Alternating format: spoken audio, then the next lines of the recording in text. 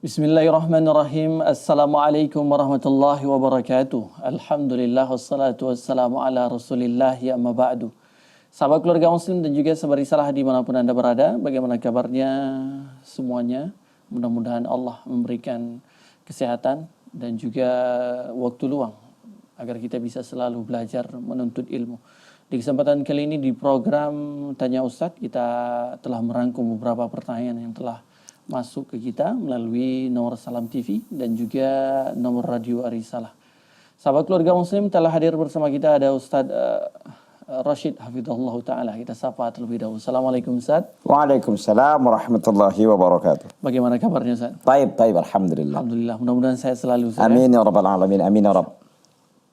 Ya, bagi sahabat keluarga muslim dan juga sahabat risalah dimanapun Anda berada, bagi sahabat semuanya yang mungkin nanti punya pertanyaan, bisa langsung menghubungi kita di 0617944282 atau mungkin punya pertanyaan yang bisa Anda juga bisa mengirimkan ke nomor radio kita atau juga nomor Salam TV ya. Sahabat keluarga muslim dan juga sahabat risalah, inilah program Tanya Ustadz.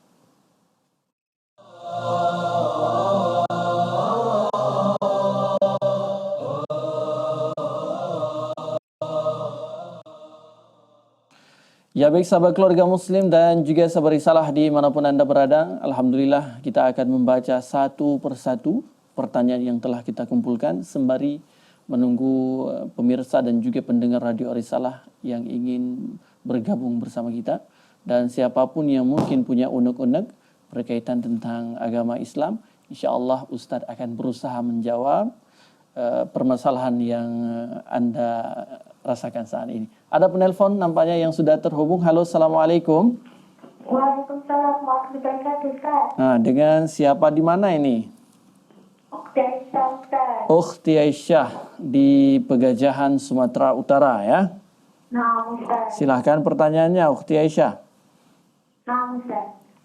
Assalamualaikum warahmatullahi wabarakatuh, Ustaz. Waalaikumsalam warahmatullahi wabarakatuh. Barakallahu fiik, Ustaz. Wa fiki barakallah. Ada dua pertanyaan, Ustaz. Iya, Silahkan. tafadhal. Pertanyaan pertama tentang ini Ustaz, ini amanah semua ya, Ustaz ya. Ketika orang kita memberi amanah untuk saya, silakan saya aja, Ustaz ya. Iya. Kan saya punya tabungan gitu kan, Ustaz. Tabungan itu kan kita masukkan per hari gitu kan, Ustaz. Itu celengan ya, Ustaz ya. Iya. Tabungan itu tadi kan ada niatan untuk kita berikan ke masjid atau kemana gitu kan, Ustaz. Lalu pas pula di keluarga ketimpa musibah gitu kan, Ustaz. Iya. Lagi membutuhkan uang gitu kan, Ustaz. Pinjam ke sana, pinjam ke sini juga nggak ada yang bantu gitu, Ustaz. Nah, maka pinjam gitu kan, Ustaz. Ya, terakhir hancurkan celengan ya. Nah, misalnya dia memberikan celengan tadi gitu, Ustaz. Iya. Bagaimana dia tabungan tadi, Ustaz? Karena diberikan aja gitu, Ustaz. Tak minta dikembalikan gitu, Ustaz. Dikasihkan aja gitu, Ustaz. Apakah niatnya tadi untuk sedekah ini pasang tadi itu tercapai atau tidak, Ustaz? Apakah mengulang kembali gitu, Ustaz? Oke. Iya. Sudah. Iya. Yang kedua. Pertanyaan kedua tentang perceraian ini, Ustaz. Iya. Perceraian. Iya, Ustaz, kan ada teman kan, anaknya kan dicerai gitu, Ustaz. Suaminya berkali-kali menjatuhkan talak, cuman kumpul lagi, kumpul lagi gitu kan, Ustaz. Udah berapa kali kira-kira kalau udah dihitung itu? Mungkin sudah tidak terhitung gitu, Ustaz. Yang emosi mengungkapkan kata pisah gitu kan, Ustaz. Tapi kondisinya emosi gitu. Mau tidak emosi dan tidak emosi, tetap kata pisah gitu, Ustaz. Ya. Kupulkan aja dirimu ke rumah orang tuamu gitu katanya kan, Ustaz. Itu berkali-kali gitu, Ustaz. Iya. Kan sekarang dikumpul balik gitu kan, Ustaz. Sang istri tadi dilarang ketemu orang tuanya gitu, Ustaz. Meskipun ayah dan ibunya sakit, tak boleh ketemu gitu Ustaz. Kata dia kalau ketemu durhaka sama suami gitu kan Ustaz. Iya. Jadi bagaimana ibunya tadi ingin anaknya pisah gitu kan Ustaz. Sebab kan udah berkali-kali jatuhkan talak gitu kan Ustaz. Iya. Apakah pihak keluarga boleh mengambil anak perempuannya gitu Ustaz? Iya. Apakah suaminya yang mengantarkan pulang gitu Ustaz? Iya. Sudah paham pertanyaan kan Ustaz? Iya, iya. Dan penjelasannya Ustaz. Iya. Afwan. Assalamualaikum warahmatullahi wabarakatuh. Waalaikumsalam warahmatullahi wabarakatuh. Terima kasih banyak buat Ukhti Aisyah yang ada di Pegajahan. Iya. Alhamdulillah ada 2 pertanyaan di kesempatan kali ini. Iya. Dimulai dengan 2 pertanyaan. Iya. Berarti penelpon akan kita utamakan. Iya. Pertanyaan yang sudah masuk kita akhirkan ya. Pertanyaan pertama Ustaz dari Ukhti Aisyah. Niat untuk menabung mungkin ada pembangunan masjid, dengan rumah atau musola gitu kan. Betul. Ini udah mulai menabung lah, nyicil-nyicil gitu. Qadarullah musibah, keluarga menimpa musibah. Pinjam sana, pinjam sini nggak ada. Mungkin juga biayanya besar gitu kan. Iya. Gitu. Akhirnya terakhir yang dilirik celengan tadi. Celengan tadi ya. Iya, iya. Nah, ini gimana Ustaz? Niat awalnya itu pengen menyumbangkan ke masjid. Apakah niat itu sudah bernilai pahala? Atau gimana Ustaz? Ya, taib. Bismillahirrahmanirrahim. Alhamdulillahirabbil alamin. Wassallallahu wasallam wa baraka ala nabiyina Muhammadin wa ala alihi wa ashabihi ajma'in. Terkhusus penanya tadi Ukhti Aisyah hafizakillahi tabaraka wa taala dan seluruh para pemirsa Salam TV dimanapun antum berada dan juga pendengar Radio Risalah. Jadi pertama setiap niat baik itu tentu akan dibalas oleh Allah Azza wa Jalla ya. Faman ya'mal mithqala dzarratin khairan yarah wa man ya'mal mithqala dzarratin syarran yarah. Siapa yang melakukan satu kebaikan maka dia akan melihat dan akan mendapatkan balasannya. Begitu juga sebaliknya siapa yang melakukan perbuatan keburukan dan kejelekan akan dihisab akan dilihat balasan dan juga dia mendapatkan azabnya atau siksaannya. Nah, tentu orang yang berbuat amal kebaikan itu tentu didasari dengan niat. Karena kata Nabi sallallahu alaihi wasallam, "Innamal a'malu binniyat." Segala urusan itu pastilah diawali dengan niat. Semenjak di awal tadi Ukhti Aisyah menabung, dia niatnya kan untuk kebaikan tadi itu.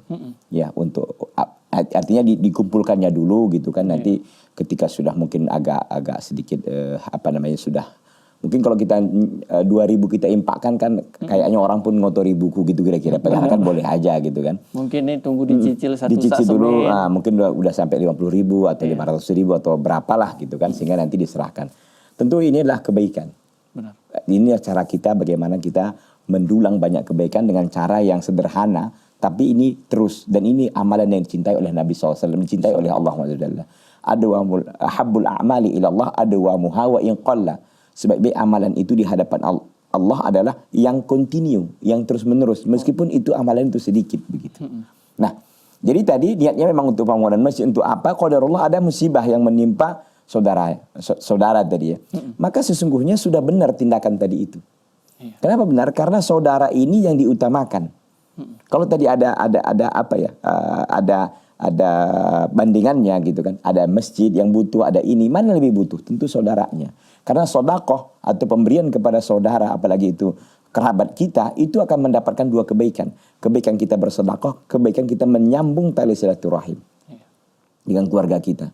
Nah, jadi di sini manfaatnya akan lebih banyak dan pahalanya pun akan lebih besar. Kenapa? Karena kita membantu saudara kita. Kata Nabi SAW, "Kana Allahu fi aunil abdi, maka al-abdu fi auni akhihi." Allah SWT senantiasa menolong hambanya selama hamba itu menolong saudaranya yang lain yang butuh kesusahan. Begitu kan. Intinya bahwa apa yang dilakukan oleh tindakan yang dilakukan oleh Ukhti Aisyah ini sudah benar, apalagi itu saudara. Niatnya bagaimana? Ya niatnya kita anggap itu sedekah kita. Benar. Begitu. Jadi bagaimana dengan yang niat di awal tadi? Ya nggak apa-apa dibangun lagi, dikumpulin lagi. Gitu. Mungkin niatnya akan lebih umum lagi dibuat aja gitu. Mungkin bukan hanya untuk masjid, untuk apa, tapi yang penting untuk kebaikan. Kemana kayak nanti terserah. Begitu. Jadi nggak apa-apa dikumpuli lagi pelan-pelan gitu kan. Celengannya itu mungkin bentuk celengannya bisa buah nanas atau buah apel. Yang penting jangan gambar-gambar ayam nggak boleh, apalagi binatang-binatang yang bernyawa. Ayam nggak boleh, gajah nggak boleh. Biasanya apa itu? Ayam ya? Ayam nggak boleh. Ya, yang boleh itu nanas. Kemudian apa lagi coba? Yang biasa? Semangka. Itu yang buah-buahan boleh ya. Kalau itu boleh dipecahin gitu ya. Kalau yang itu jangan dipakai maksudnya. Benar. Karena itu makhluk-makhluk hidup yang bernyawa, nggak boleh kita menyimpan patung-patung yang seperti itu. Intinya bahwa apa yang dilakukan oleh Ukhti Aisyah sudah benar, dan kalau dia ingin beramal dengan yang seperti ya tabungkan lagi, celengkan lagi. Apalagi Begitu. tadi ada pertanyaan sampai berhutang. Ini kan juga mafsadatnya lebih besar saya. Iya, jadi berhutang mungkin bisa saja dia ke pinjol atau dia ke tempat riba. Ini kan sangat berbahaya gitu. Dan bagus sekali apa yang dilakukan oleh Ukhti Aisyah. Semoga Allah SWT memberikan ganjaran dan berlipat ganda kepada beliau di dunia dan di akhirat. Amin ya Allah. Masya Allah. Terima kasih Ustaz. Pertanyaan yang kedua. Iya. Masih dari beliau. Ini temannya. Anak dari temannya. Jadi sudah berkali-kali dapat layangan talak. Sampai-sampai ketika sedikit emosi talak, bahkan mungkin tadi dikatakan nggak emosi pun talak. Mungkin sudah terbiasa mengucapkan talak, akhirnya terbiasalah melakukannya. Tapi setiap melakukan itu tetap berkumpul. Katanya tadi sampai berkali-kali nggak terhitung lagi, tapi masih berkumpul. Nah, ini yang pertama. Ini bagaimana Ustaz? Kita bahas itu dulu Ustaz. Baik, yang pertama begini, terkait dengan masalah talak ya, kemudian nikah, kemudian juga memerdekakan budak. Ini kata Nabi SAW, salasun jidduhunna jiddun wa hazluhunna jiddun. Ada 3 perkara yang seriusnya dianggap serius dan main-mainnya pun dianggap serius. Main-main aja dia nggak serius. Dianggap serius. Jadi salasun jidduhunna jiddun, 3 perkara yang seriusnya itu serius, wa hazluhunna jiddun, nggak seriusnya pun dianggap serius. Itu apa? Al-aitqu wa talaq wa nikah, yaitu memerdekakan budak, talak dan nikah. Begitu. Jadi sederhana ini semuanya sebenarnya gitu kan. Nah, terkait dengan talak ini perlu kita rinci dulu. Ini orang yang sering bermain-main dengan talak ini, tahu nggak dia hukumnya? Tahu nggak dia konsekuensi dari ucapan dia?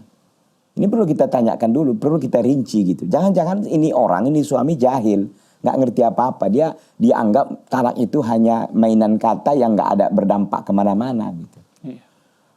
Kalau dalam pandangan syariat, kalau dia mengerti hukumnya, dia udah zina, nggak boleh lagi. Talaknya udah talak 3 dan itu bolak-balik dilakukan kan gitu. Nggak terhitung lagi. Dia jadi mainan gitu kan. Makanya saya meragukan apakah si laki-laki ini ngerti agama, ngerti konsekuensinya apa tidak.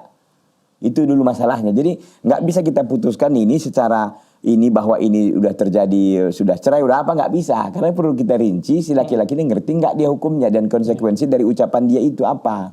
Berarti ini tugas Ukhti Aisyah ataupun siapa yang mendengar yang dekat rumah.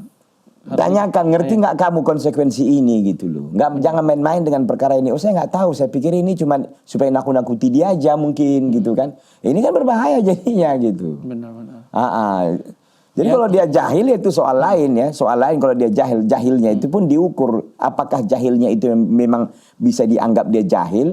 Artinya mungkin dia ditinggal di tempat yang memang nggak ngerti agama, atau dia ceroboh nggak mau belajar. Berarti itu juga perlu dirinci lagi. Kalau di tempat yang orang nggak paham agama, itu jahil murakkab misalnya. Itu dia masalahnya gitu kan. Jadi perlu untuk kita rinci dan perlu kita untuk berhati-hati masalah ini gitu. Nah kalau kita anggap dia mengerti agama, maka nggak boleh. Ini udah nggak boleh, udah selesai. Jadi apa yang dilakukan tadi orang tuanya katanya ingin mengambil anaknya, ini udah bagus sekali dan perlu dilibatkan mungkin ustadz ada di situ mungkin yang mengerti agama, atau dilibatkan pihak KUA ya biasanya. KUA, kepala desa, gitu bisa. Jadi untuk imam, supaya ini lebih secara hukumnya ini bisa lebih komprehensif, secara pemerintahan juga diatur, ya mungkin juga agamanya juga. Iya sudah benar ini apa yang dilakukan oleh orang tuanya, bahkan tadi itu kan suaminya juga melarang istrinya, padahal si ibu dan ayahnya ini sedang sakitan gitu. Semestinya ya memang betul si istri itu wajib taat kepada suaminya, ketaatan dia yang utama setelah Allah dan Rasulnya kepada suaminya, kemudian kepada orang tuanya kan gitu. Nah kan si orang suami kan harus juga ngerti dengan kondisi dan situasi istrinya yang memang lagi bersedih, berkabung dengan situasi dan kondisi orang tuanya yang lagi sakit gitu. Berarti memang sang suami jahil murakkab. Bisa jadi. Ya, tapi jadi kita katakan ini nggak bisa kita ponisnya begini, perlu kita untuk tabayun dan mendapatkan semacam konfirmasi yang lebih lengkap terkait dengan si laki-laki tadi itu. Masya Allah, terima kasih banyak Ustaz. Mudah-mudahan Ukhti Aisyah dan siapapun yang mendengar ini menjadi pelajaran bagi kita semuanya. Kita angkat dulu penelpon yang sudah bergabung. Halo, Assalamualaikum. Waalaikumsalam warahmatullahi wabarakatuh. Dengan siapa di mana ini? Ummu Hafizun. Gimana kabarnya Umi? Alhamdulillah. Alhamdulillah. Silahkan pertanyaannya Umi. Assalamualaikum warahmatullahi wabarakatuh. Waalaikumsalam warahmatullahi wabarakatuh. Ya, izin bertanya ya, Pak. Ya, silakan Ibu. Ini kan nama anak ini kan apa Hafizun Alim. Itu saya dari surah Yusuf itu kalau masalah 55. Ya. Hafizun Alim ya. Hafizun Alim ya, kalau masalah 55. Jadi saya pernah di kamar mandi memanggil beliau itu lengkap gitu Ustaz. Karena saya waktu itu mendengarnya lengkap gitu, kayaknya doa gitu kan Ustaz. Apakah dibolehkan ya Ustaz? Iya. Kamar mandi ya. Iya. Yang kedua boleh Ustaz. Boleh? Dengan nama Google di video Ustaz ya. Iya. Sekarang ini kan sudah belajar bahasa Arab. Jadi itu baru kita tahu kalau ummu itu kan punyanya ummu itu. Ummu itu sebagai budak dan berpikir itu kan budak ini. Iya. Harus berpikir lagi. Gimana dengan panggil itu tadi Ustaz? Jadi kan ummu hafizun. Atau ummu hafizin atau ummu hafiz kayaknya ada ummu hafiz juga itu Iya. tinggi. Ustaz. Kalau gitu dirubah nanti. Om Hisham. Iya. Sementara itu tadi saya pernah mendengar kunyah itu dikunyahkan ke anak pertama gitu. Iya, iya. Ya. Mohon penjelasannya nanti ya. Iya. Iya. Iya. Assalamualaikum warahmatullahi wabarakatuh. Waalaikumsalam warahmatullahi wabarakatuh. Masya Allah ya. Terima kasih buat Ibu penanya. Pertanyaan pertama Ustaz. Karena nama anak beliau yang pertama Hafizun Alim. Ustaz, ya. Itu kan ayat Al-Quran ya. Betul, surah Yusuf. Iya. Jadi ketika di kamar mandi, beliau memanggil anak beliau dengan nama lengkap nih. Mungkin biasanya Hafizun gitu kan. Tapi mungkin karena terbiasa memanggil nama lengkap Hafizun Alim gitu. Nah, ini gimana nih kondisinya? Apakah ini berdosa? Karena ini ayat Quran Ustaz. Iya, iya. Gimana nih? Baik, terkait dengan pertama tadi ya, nama anaknya Hafizun Alim yang terambil dari ayat Al-Quran ya. Tidak mengapa meskipun itu terambil dari ayat Al-Quran, karena yang dimaksudkan oleh Ibu Ummu Hafizun tadi ini bukan membaca ayat Al-Quran, bukan, ini jadi nama dia, sudah jadi nama gitu, nggak ada masalah. Gitu. Nama Muhammad kan dalam Al-Quran banyak. Maksudnya kata Muhammad maksud saya itu kan diulang beberapa kali dalam Al-Quran gitu kan, Muhammad Rasulullah dan sebagainya gitu kan. Nah, kita manggil, kalau kita punya anak nama Muhammad, apakah kalau kita dari kamar mandi manggilnya Muhammad jadi terkena? Enggak. Muhammad kan enggak mungkin. Enggak mungkin kan Muhammad gitu kan. Enggak ada masalah gitu, karena si ibu manggilnya ini bukan dalam rangka dia membaca ayat gitu loh. Benar. Dia adalah memanggil anaknya. Benar. Enggak ada masalah. Jadi mafi muskilah khair insyaallah. Jadi tidak masalah meskipun anaknya itu terambil namanya, maksudnya dari Hafizun Alim. Benar. Nah, demikian. Yang kedua Ustaz, kunyah beliau Ummu Hafizun. Iya. Nah, padahal kan kalau beliau sudah belajar bahasa Arab juga di radio kita Ustaz, Iya. Durusul Lughah. Iya. Jadi ketika muzaf dan muzaf ilaih berarti kan Ummu Hafizin Ustaz. Nah, ini gimana Ustaz? Iya. Sedangkan kunyah itu biasanya dengan anak pertama Ustaz. Anak pertama gimana? Jadi sejatinya Ummu Hafizin gitu kan. Ummu Hafizin ini Ummu Hafizun gitu kan. Iya. Jadi begini kata para ulama, kalau dia sudah jadi satu nama maka dia menjadi isim alam namanya. Isim alam. Isim alam itu nggak bisa lagi dia dirubah harokatnya. Memang kayak gitu. Karena namanya Hafizun Alim. Ya udah Ummu ya Umma Hafizun Alim gitu. Hafizun Alim itu dianggap dia sudah isim alam, jadi satu kesatuan. Iya. Dan dia nggak berubah gitu. Meskipun dari sisi i'rab kita akan mengi'rab dia ya Umma Hafizun Alim. I'rab dia ya itu ya munada, Umma itu adalah mansub karena ya munada itu, kemudian dia mudhaf, Hafizun Alim itu mudhaf ilaih meskipun dia barisnya itu marfu tapi fi mahalli jarrin gitu. Ini pembahasan tingkat tinggi. Tentu ini sedikit sedikit kebahasa, intinya bahwa dia sudah dianggap isim alam, jadi nggak mengapa orang manggilnya ya Umma Hafizun Alim gitu. Karena dia sudah jadi isim alam. Isim alam itu artinya satu nama yang memang sudah sudah melekat kepada nama seseorang, jadi nggak bisa dirubah-rubah dia. Iya. Nah gitu. Kecuali dia dianggapnya ya bisa saja Ustaz dirubah-rubah, itu soal lain ya bagi yang punya. Tetapi pada asalnya dari kaidah lughahnya dia sudah menjadi isim alam, jadi dia sudah tetap seperti itu. Jadi ya ummah hafizun alim gitu. Hafizun alim itu meskipun harokatnya marfu gitu kan, tapi dia di dalam mahalnya mahal jar gitu. Gitu kira-kira. Karena dia statusnya mudhafun ilaihi. Nah, demikian. Jadi jangan khawatir. Oh, jadi saya ummah hafizin. Enggak, tetap anaknya tetap dipanggil hafizun alim. Ya ummah hafizun alim begitu. Karena ini jadi isim alam. Demikian wallahu taala alam. Masya Allah, terima kasih banyak Ustaz. Ya. Mudah-mudahan ibu penanya mendengarkan kita dan juga Amin. menonton. Biasanya beliau menonton dari Salam Televisi. Sahabat keluarga muslim dan juga sahabat risalah dimanapun Anda berada, nampaknya kita harus jeda sejenak. Insya Allah nanti di segmen kedua, bagi sahabat semua yang punya pertanyaan, silahkan langsung saja bertanya. Sahabat keluarga muslim, insya Allah kita akan kembali setelah beberapa jeda berikut ini.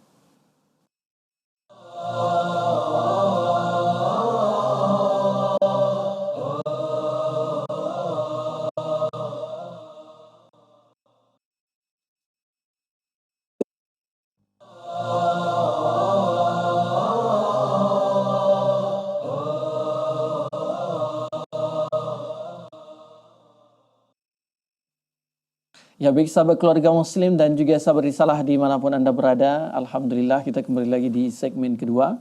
Bagi sahabat semuanya yang ingin bergabung bersama kita untuk bertanya, silahkan bisa menghubungi kita di 0617944282. Sembari kita menunggu penelpon yang terhubung, kita akan membacakan pertanyaan yang telah masuk ke kita Ustaz. Silakan. Yang pertama Ustaz, apakah diwajibkan menghitung kadar zakat mal atas harta lain Ustaz? Pada saat sudah sampai nisab atau pada saat sampai haulnya Ustaz? Jika jumlah hartanya sebanyak 10.000 pada saat sudah mencapai nisab dan jumlah harta mencapai 50.000 setelah sampai haul. Ini bagaimana cara menghitungnya Ustaz? Iya, jadi kita sampaikan dulu bahwa ini kan terkait dengan zakat mal ya. Zakat mal itu tentu ada hitung-hitungannya gitu kan. Nah, ada beberapa syarat yang harus terpenuhi sehingga seorang itu mengeluarkan zakat malnya. Pertama memang harus sampai nisab. Nisab ya? Ya, nisabnya. Kita katakanlah emas dan peraknya. Kalau emas itu 85 gram minimal dia. 85 gram. Iya. Dan itu dihitung dalam satu, kalau nisabnya udah sampai, haulnya harus sampai juga. Nisabnya harus sampai dulu, baru dihitung haulnya. Iya. Jadi haulnya itu maksudnya tahunnya. Harus ada 1 tahun dia, dan nisab itu nggak berkurang. Contoh, ini bulan Mei ya. Mei tanggal 22 ya 2023 nisabnya udah terpenuhi. Atau kita buat tanggal misalnya Lebaran Idul Adha udah nyampe, biar gampang orangnya. Ya oke. Idul Adha sudah sampai 85 gram, berarti kan sudah mencapai nisab. Sekarang kita kalau sudah sampai nisab, ayo mulai hitung tahunnya. Nanti sampai Idul Adha berikutnya dan itu nggak berkurang, yang ada bertambah, maka wajib zakatnya dikeluarkan 25% atau 1/40.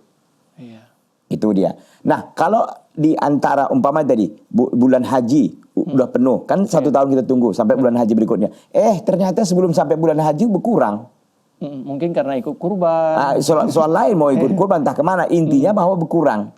Itu berarti belum ada lagi wajib, dari sisi nisab juga nggak kena, dari sisi haul pun belum dimulai. Karena belum sampai ini ya. Nisabnya, karena nisab dulu terpenuhi baru kita hitung haulnya gitu. Nah, jadi kalau tadi umpamanya bertambah nggak masalah, tetap aja dihitung tambahan itu. Jadi bukan dari nisab aja dikeluarkan dia. Contoh dia punya 100 gram. Wah, apakah kita cuma mengeluarkan dari 85? 2,5% itu dihitung dari 85? Enggak. Dihitung dari 100 itu. Oh gitu. Berarti pertanyaan tadi dihitung dari 50.000 itu saya. Ya, jadi ini apa dulu 50.000 apa? Kita nggak tahu apakah dolar, apakah rupiah atau pound sterling atau rial, kita nggak ngerti. Ini beliau mencontohkan saja berarti. Jadi pertama ukurannya nisabnya dulu dipastikan. Gitu. Ketika sampai nisabnya, baru kita hitung tahunnya. Benar. Karena zakat mal itu beda-beda loh waktunya. Kalau dia pertanian begitu panen. Benar. Kalau dia kambing dan ini nanti jumlahnya, kalau jumlahnya sampai baru dikeluarin. Kalau dia emas ini dan perak ini ada ininya, tahunnya harus diperhatikan gitu. Benar. Kalau dia bertambah nggak apa-apa lah, nggak akan ngaruh. Bahkan kita makin banyak ngeluarin zakatnya. Kalau dia berkurang baru bingung. Maksudnya bingung kenapa? Karena kita harus nyumpuli lagi dulu gitu kan, supaya nanti sampai nisabnya, udah sampai nisab baru kita hitung haulnya, tahunnya begitu. Iya. Masya Allah. Terima kasih banyak Ustadz. Iya. Dan kita masih mengajak bagi sahabat semuanya yang ingin bergabung bersama kita bisa menghubungi kita di 0617944282 atau seperti nomor yang ada di layar kaca Anda. Pertanyaan yang kedua Ustaz. Iya. Assalamualaikum warahmatullahi wabarakatuh. Waalaikumsalam warahmatullahi wabarakatuh. Saya pernah membaca artikel bahwa kita punya kewajiban mengajak orang lain untuk masuk Islam. Gitu. Tapi saya pernah dengar kita juga dilarang memaksa orang untuk masuk Islam. Yang pertama kita kan dianjurkan untuk mengajak. Iya, betul. Yang kedua ternyata kita dilarang memaksa orang untuk masuk Islam. Pertanyaan saya, apakah kewajiban itu hanya sekedar menampakkan keislaman kita, terus-terusan mengajak dalam artian memaksa gimana? Baik. Jadi yang dipaksa itu bukan ahlul kitab. Kalau ahlul kitab dia kewajibannya adalah kalau di ahlul kitab ya, kalau di ahlul kitab Yahudi dan Nasara itu di apa namanya ini disampaikan dulu tentang Islam ya. Kalau dia nggak mau maka apa namanya ini disuruh bayar jizyah itu semacam upeti gitu. Kalau nggak mau juga baru diperangi gitu kan. Nah yang dipaksakan itu di luar mereka ini, di luar ahlul kitab ini. Kalau ahlul kitab ini diberi pilihan dia. Gitu. Yang diberi pilihan di antara tiga tadi. Kalau mereka memang menerima jizyah atau upeti ya udah, maka kan ada kafir dhimmi, ada kafir yang muahad dan segala macam gitu kan. Benar. Jadi kalau ahlul kitab ini, ya ahlul kitab ini diberikan ini tadi pilihan ini. Jadi nggak langsung diperangi kalau ahlul kitabnya. Nah gitu ya, jadi diberikan pilihan. Kalau memang mereka menerima Islam, alhamdulillah, dan banyak juga kaum Nasrani dan Yahudi masuk Islam kan, Nasrani dan Yahudi masuk kepada Islam karena Islam adalah agama fitrah. Kemudian ya kalau enggak ya mereka bayar jizyah. Kalau pemerintahan itu pemerintahan Islam, gitu kan. Nah kalau di luar Islam itu, yang ya, di luar ahlul kitab itu, ya di luar Yahudi dan Nasrani, mereka ini tidak diterima kecuali Islam. Kalau memang Islam punya kekuatan untuk hal itu. Benar. Kalau nggak punya kekuatan ya udah. Istilahnya kita nggak bisa mengajak dengan lebih keras gitu kan. Hanya kita mengajak dengan akhlak dan perbuatan kita. Dan berapa banyak orang tersentuh dengan akhlak dan perbuatan yang mulia yang ditampakkan oleh kaum muslimin. Karena memang dakwah dengan perbuatan ini sebenarnya lebih mengena ketimbang dakwah dengan lisan. Begitu. Jadi yang dipaksa itu sebenarnya di luar ahlul kitab. Kalau ahlul kitab itu diberi pilihan. Gitu. Kalau yang di luar Islam sejatinya ya mereka ini nggak diterima kecuali Islam. Tapi saya sampaikan lagi ini jika memang pemerintahan Islam ini kuat. Jadi bukan istilahnya kita ini modal nekat segala macam, nggak juga gitu. Bagaimana dengan kondisi kita hari ini? Ya, kondisi kita hari ini alhamdulillah negeri kita ini negeri Islam. Kenapa? Karena Masya Allah pemerintah kita memang terlibat dalam mengurusi tentang syiar-syiar Islam ya, haji mereka urusi. Bentar lagi pemerintah akan sibuk dengan pemberangkatan haji kan begitu. Kemudian juga ada yang sudah mulai memberangkat. Ya, kloter-kloternya kan sudah mulai itu kan disusuni gitu kan.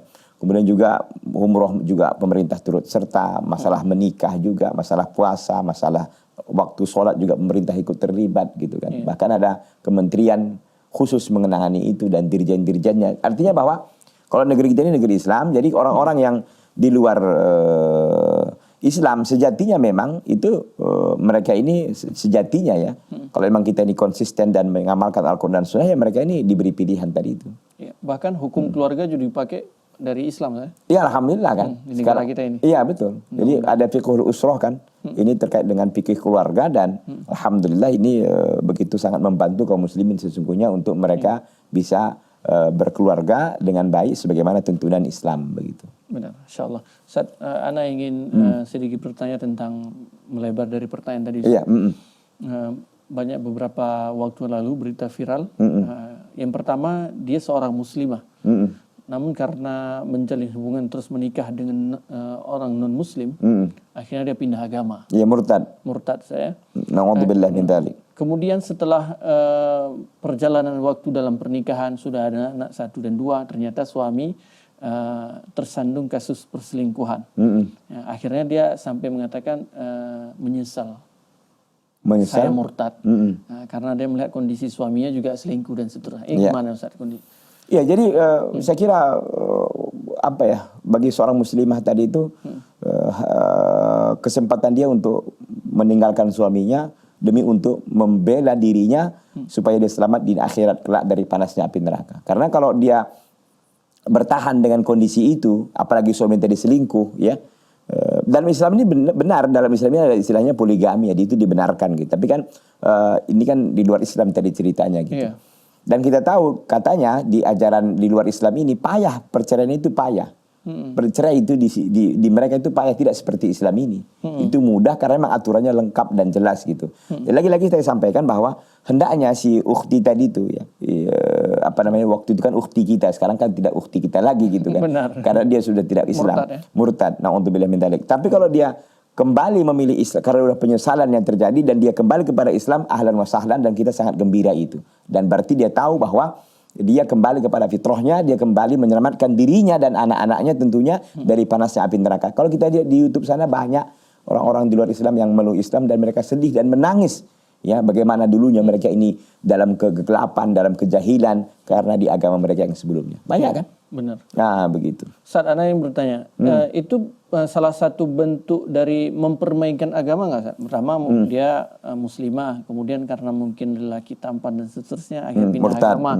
Tiba-tiba karena tersandung kasus seperti itu, Dia ingin balik lagi. Balik lagi ke muslim. Itu kan seakan-akan itu mempermainkan agama ini. Ya. Ini kok gampang kali nih. Ya, itu saya kira adalah karunia dari Allah. Kenapa? Karena dia masih diberikan oleh Allah kesempatan untuk bisa kembali kepada agama yang benar ini.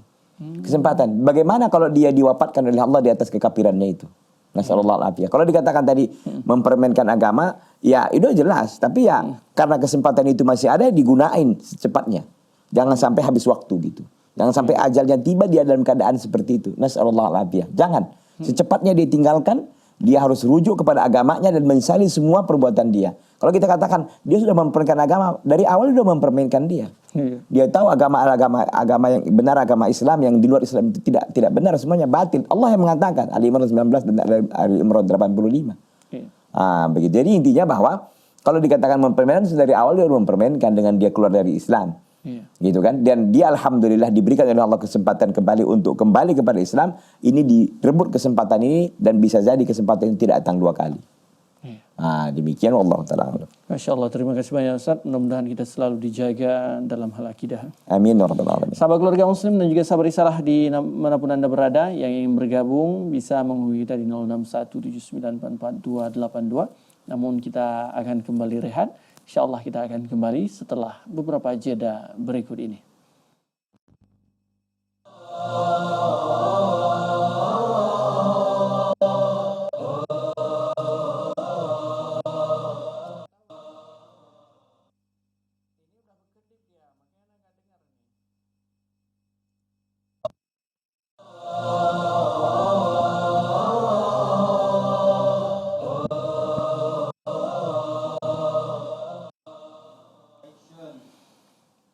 Ya baik sahabat keluarga muslim dan juga sahabat risalah dimanapun Anda berada. Alhamdulillah kita kembali lagi di segmen ketiga.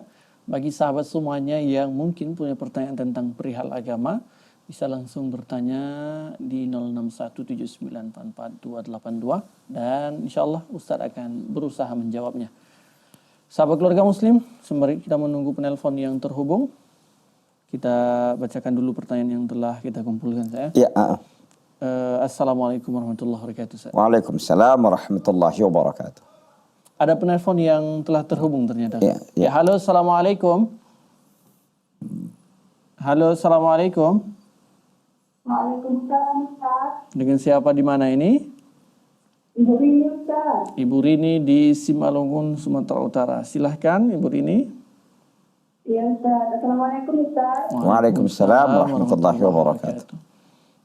Ya, mau nanya gini, Ustaz. Kalau saya mau melaksanakan udah di puasa Ramadan ya, Ustaz. Harinya itu apakah boleh dikelang-keling ya, Ustaz? Harinya boleh? Dikelang-keling. Kelang-keling. Iya, dikelang-keling karena kan saya kerja gitu, Ustaz. Oh iya. Jadi itu boleh apa enggak gitu ya, Ustaz? Iya. Oke. Baru satu lagi ya, Ustaz. Iya. Berdasarkan ini ada tetangga yang katanya selama ini kalau puasa Ramadan itu kalau mau wudu sholat nggak pernah ini Ustaz, kumur-kumur gitu karena takut membatalkan puasanya gitu. Jadi wudhunya gak kumur-kumur Ibu? Iya Ustaz. Jadi terus tanya sama saya bilang ya kalau saya kumur gitu. Ya iya katanya gitu. Jadi kayak mana itu Ustaz, apa wudhunya saya Ustaz ya? Kalau nggak kumur-kumur gitu Ustaz. Iya. Iya, mohon penjelasannya ya Ustaz. Iya, Bu. Ya, syukran. Afwan. Waalaikumsalam warahmatullahi wabarakatuh. Terima kasih banyak buat Ibu Rini yang ada di Simalungun. Beliau salah satu pendengar radio Arisalah. Alhamdulillah. Masya Allah. Beliau tinggal di daerah minoritas. Di Simalungun ya? Simalungun. Di pucuknya Simalungun lah kalau bahasa kita. Di pucuknya itu ya? Iya, jadi kalau keluarga beliau melihat ke bawah itu terang. Oh gitu. Karena lampu-lampu dari sebagian kota Simalungun. Oh gitu, berarti dekat raya ini? Mungkin, tapi Anda nggak tahu juga. Nggak tahu sih. Iya.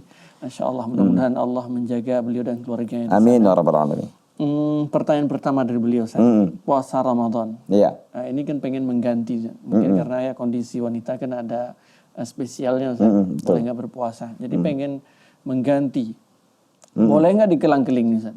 Iya, jadi kalau kita lihat dalam firman Allah Azza wa Jalla dalam surah Al-Baqarah, "Faman kana minkum maridan aw 'ala safarin fa'iddatum min ayyamin ukhra." Kalau kalian sakit ya atau dalam keadaan safar, maka boleh tidak berpuasa Ramadan tapi menggantinya di hari yang lain. Kata Ibunda Aisyah radhiyallahu taala anha wa radhaha, "Kunna nu'maru bil qada'i shaum wa la nu'maru bi qada'i shalah." Kami dulu di zaman Nabi diperintahkan untuk mengqadha puasa dan tidak diperintahkan untuk mengqadha salat ketika mereka mendapatkan haid ataupun datang bulan mens, begitu ya. Nah, terkait dengan mengqadha ini apakah harus dia beriringan? Ya, contoh mungkin sepekan dia tinggal 7 hari, 8 hari atau 10 hari. Apakah itu harus dilakukan dalam waktu yang terus-menerus begitu? Apa boleh dikelang-kelang tadi, selang-seling gitu kan? Mungkin pekan ini 2 hari, pekan berikutnya 2 hari. Kata para ulama, mengqadha puasa Ramadan itu sifatnya wujubul muwassa, kewajiban yang sifatnya luas. Iya, karena masih ada banyak bulan. Banyak bulan. Jadi ini sampai ke Sya'ban nanti. Benar. Sampai Sya'ban 1445 Hijriah. Jadi wajibul muwassa ini wajib yang sifatnya luas gitu. Jadi nggak mengapa kalaupun dicicil gitu. Mungkin sekarang ini 2 hari. Ya karena tadi kesibukan ibu itu ya. Iya, mungkin karena libur kerja. Ya, jadi bisa diambil gitu kan. Ya nggak apa-apa, nggak masalah. Yang penting qadanya diselesaikan sebelum tiba Ramadan berikutnya. Itu aja. Begitu sampai nanti Sya'ban pun boleh mengqadanya. Tapi tentu lebih baik, lebih cepat lebih baik. Karena ini akan terbebas dari hutang. Itu satu. Yang kedua, karena puasa-puasa sunnah yang lain kan segera menyusul ini. Sebentar lagi kita akan ada. Ini apalagi kita bulan Dzulqa'dah, bulan yang diharamkan oleh Allah SWT, diagungkan. Bentar lagi Dzulhijjah. Ya, bentar lagi Muharram. Ya, belum lagi kita puasa bidnya segala macamnya. Ini kan masih ada puasa terus. Arafah juga kita Arafah lagi gitu kan. Jadi maksud saya bahwa ya kalau memang bisa dikerjai cepatnya cepat, tapi kalaupun nggak bisa ya wajibnya itu wajib muasa, artinya wajib yang luas, ya nggak mengapa. Yang penting jangan sampai datang Ramadan berikutnya, itu aja. Demikian Allah taala alam. Pertanyaan kedua, Ustaz. Bolehkah berkumur-kumur di saat bulan puasa? Wudu. Iya. Ini gimana? Ustaz? Betul. Jadi kata Nabi SAW, ya, jangankan hanya berkumur-kumur. Bahkan Nabi SAW mengatakan, baligh fil istinsyak illa an takuna shaiman. Bersungguh-sungguhlah engkau dalam beristinsyak, masukkan air ke hidung, kecuali engkau dalam keadaan puasa. Kita puasa boleh nggak masukkan hidung? Masih boleh, tapi jangan berlebihan. Apa yang sekedar mulut, gitu kan? Kalau mulut kan kita ngontrolnya lebih mudah, lebih gampang. Ya. Itu aja hidung aja yang ngontrolnya kita lebih sulit, itu masih dibolehin. Apalagi hanya sekedar kumur-kumur. Maka nggak mengapa orang sedang berpuasa ya berkumur-kumur, tapi ya tentu nggak boleh ditelan. Kalau tertelan gimana Pak Ustadz? Kalau nggak sengaja nggak apa-apa. Benar. Kan yang membatalkan itu syaratnya 3, sengaja, mengetahui, dan dia kehendak sendiri. Kan 3 ini. Kan 3. Salah satu ini nggak ada ya nggak jadi gitu. Benar. Begitu. Itu satu. Kemudian tadi apa? Pertanyaan berikutnya, sah ya? Iya. Apakah sah orang yang wudunya itu tidak kumur-kumur? Nah, kalau kita lihat pendapat sebagian ulama ya, sebagian mengatakan itu bukan kewajiban wudu, itu hanya sunnah-sunnah wudu. Tapi ada yang mengatakan itu bagian dari kewajiban wudu gitu. Jadi supaya lebih kita hati-hati, tentu kita amalin. Ini salah, walaupun itu sunnah umpamanya, ya tetap kita mendapatkan pahala yang besar dari Allah SWT. Kalau orang yang nggak berwudu, orang yang berwudu tapi nggak kumur-kumur, sah nggak wudunya? Tetap aja sah insyaallah taala. Tapi dia meninggalkan sunnah. Dan ada khilaf ulama di sana bahwa itu sebagian mereka melihatnya itu satu kewajiban. Begitu, oleh karena itu ya bagusnya ya tadi kan karena ibu itu nggak tahu aja kan. Gitu, mudah-mudahan setelah ini puasa ke depan dia insyaallah ketika wudu dia akan berkumur-kumur. Demikian Allah Ta'ala. Masya Allah, terima kasih banyak Ustaz. Ya. Kita angkat kembali penelpon selanjutnya. Halo, Assalamualaikum. Ya, Masya Allah, nampaknya ada Ustaz. Ya. Kita lanjut membacakan pertanyaan yang telah masuk ke kita. Assalamualaikum warahmatullahi wabarakatuh Ustaz. Waalaikumsalam warahmatullahi wabarakatuh. Jika seorang wanita mengalami pendarahan yang banyak Ustaz, Iya. dan menjadi istihadah, ini bagaimana sholat dia Ustaz? Pendarahan dini maksudnya bulding gitu ya. Artinya terjadi keguguran atau apa? Pendarahan. Tidak ada penjelasan. Pendarahannya mungkin karena kecelakaan atau karena apa gitu. Intinya begini. Kalau itu darah, itu harus kita hukumi apakah dia darah haid atau darah karena kecelakaan aja atau darah apa, harus jelas kedudukannya. Gitu. Karena istihadah itu dia hanya dianggap sebagai darah kotor. Sementara kewajiban-kewajiban lain ya tidak terhalangi dengan darah istihadah. Dia tidak seperti darah haid. Darah haid itu konsekuensinya ada, nggak wajib sholat, ya, dan nggak diqadha. Sementara kalau puasa dia wajib, ya, wajib untuk diqadha maksudnya. Diganti dari yang lain gitu kan. Nah, kalau dia istihadah, maka nggak ada apa-apa, dia ada darah penyakit, tapi dia ketika dianggapnya darah haidnya selesai, lalu lanjut istihadah, di hari terakhir haid itu dia mandi. Berikutnya dia bagaimana? Berikutnya terkait dengan istihadah ini, maka dia menarokkan atau meletakkan di kemaluannya penutup, semacam penutup, dan dia wudhu setiap kali dia ingin sholat. Itu aja, selesai. Boleh nggak suaminya menggaulinya? Boleh, nggak ada masalah. Kalau haid kan nggak boleh. Begitu. Jadi intinya bahwa ada perbedaan hukum antara istihadah dan haid. Kalau memang itu istihadah, tidak ada akan membekas ke yang lain, tidak ada konsekuensinya. Kalau itu haid, tentu ada konsekuensinya. Wallahu ta'ala a'lam. Masya Allah, terima kasih banyak Ustaz atas jawabannya.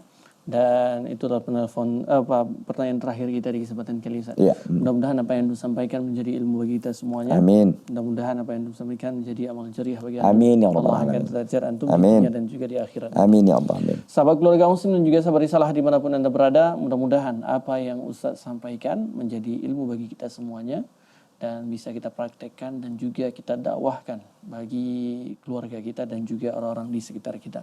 Sahabat keluarga muslim, kita tutup perjumpaan kita dengan doa kafaratul majlis. Subhanakallahumma bihamdika asyhadu an la ilaha illa anta astaghfiruka wa atubu ilaik. Wassalamualaikum warahmatullahi wabarakatuh. Waalaikumsalam warahmatullahi wabarakatuh.